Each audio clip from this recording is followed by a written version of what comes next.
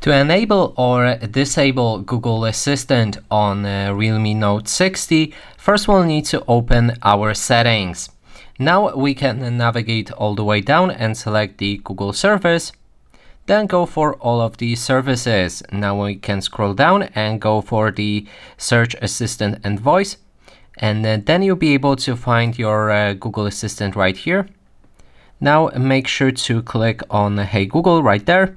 And then you'll be able to activate it, and then you'll be transferred to the setup. That means you need to set up your Google Assistant by saying Hey Google a few times, and just follow the instructions on the screen as I've already done it previously, so my voice model is already set. So now we have our Google Activate, Hey Google activated, and then we can go back to our home screen. You can call it out in a few different ways. The first one is to click and hold on the home button right here, and it should open your Google Assistant. If not, we need to navigate back to the settings, open a system, and then go for the system navigation. And right here on the bottom, we can wake our Google Assistant with the home button. So click and hold it, and here's our Google Assistant.